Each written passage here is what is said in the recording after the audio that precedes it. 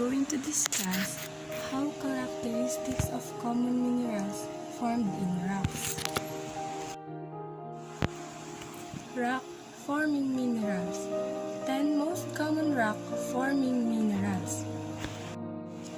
Rocks consist of minerals. A mineral is a material that occurs naturally, is generally strong, crystalline, stable, and inorganic at room temperature.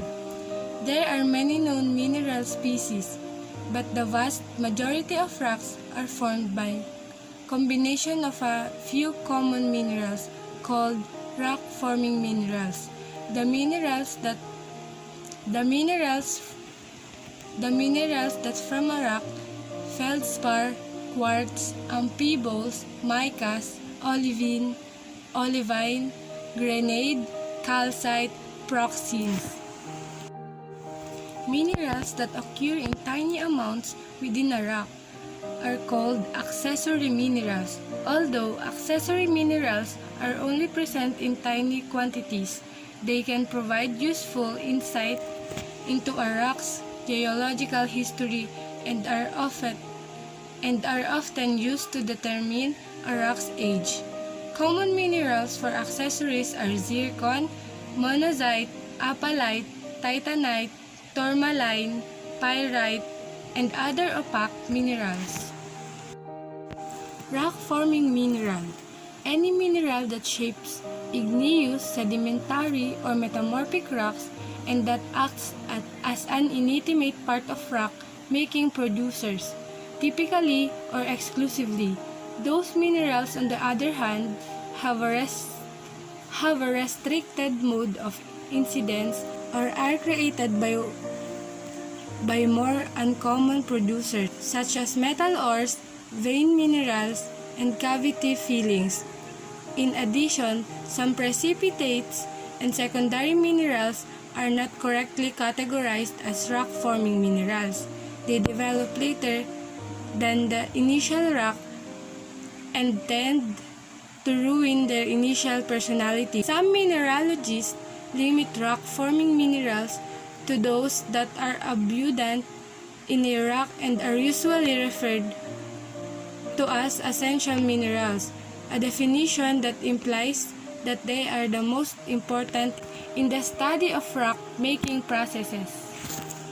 The mineral's quantity and variety depends on the quantity of a component they are comprised of in the Earth's crust. 8 constitute 98% of the Earth's surface: oxygen, nitrogen, aluminum, iron, nitrogen, calcium, sodium, and potassium. The parent body's chemistry directly controls the structure of minerals created by igneous producers.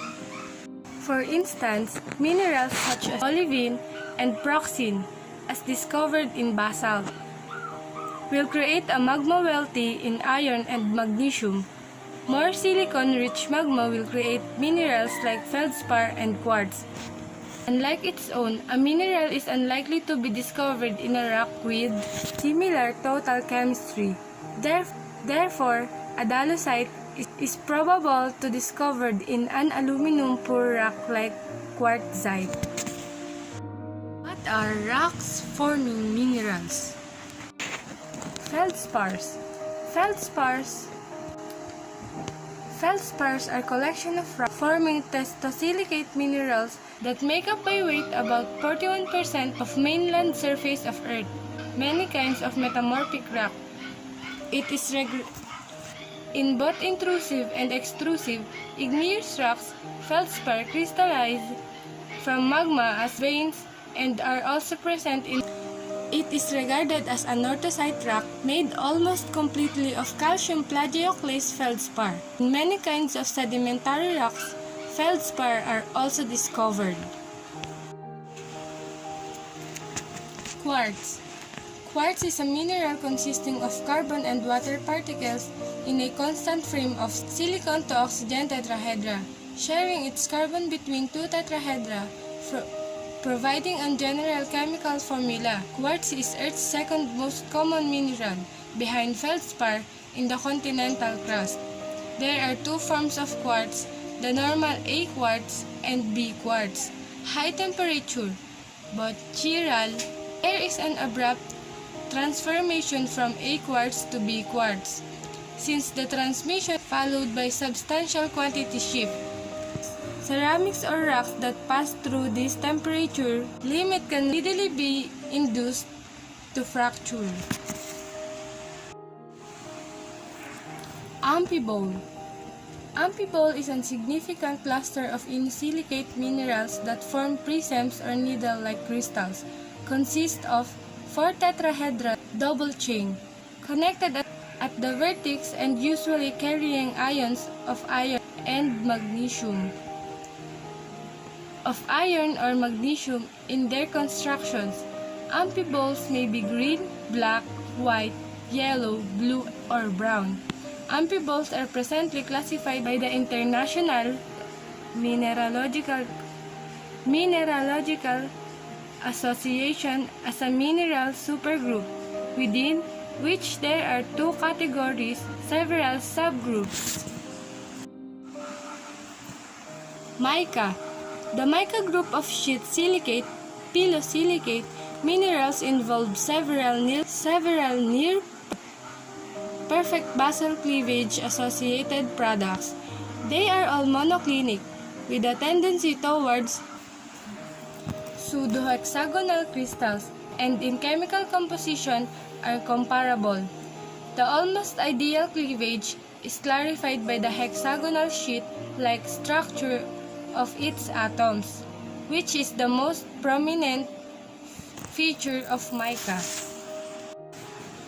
The term mica comes from the Latin term mica, which means a crumb to glitter, and is likely affected by mica. Olivine. Mineral olivine is a formula zinc iron silicate. It is therefore a kind of nesosilicate or orthosilicate, the Earth's upper mantle's main element. It is a prevalent mineral in the subsurface of Earth, but it weathers rapidly on the ground. Garnet. Garnet is a dense and hard silicate mineral which occurs in many rock types, but it is especially common in some metamorphic rocks, schist and amphibolite. It is a common rock-forming mineral in some igneous rocks. Crystals are usually reddish and isometric. These almandine grains are picked from beach sand.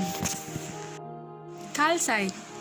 Calcite is a mineral carbonate and the most stable calcium oil polymorph. The mineral hardness scale of Mohs trust, based on the contrast of scratch hardness, described value 3 as calcite. Pyroxenes. The pyroxenes are a group of important rock-forming inosilicate minerals found in many igneous and metamorphic rocks. Next, how layers of rocks are formed. Layered rocks form when particles settle from water or air. Steno's law of original horizontality states that most sediments, when originally formed, were laid down horizontally. However, many layered rocks are no longer horizontal. Because of law of original horizontality, we know that sedimentary rocks that are not horizontal either were formed in special way or more often were moved from their horizontal position by later events, such as tilting during episodes of mountain building. Rock layers are also called strata, the plural form of the Latin word stratum. And stratigraphy is the science of strata. Stratigraphy deals with all the characteristics of layered rocks, of how these rocks relate to time. And that's all. Thank you for watching. Bye!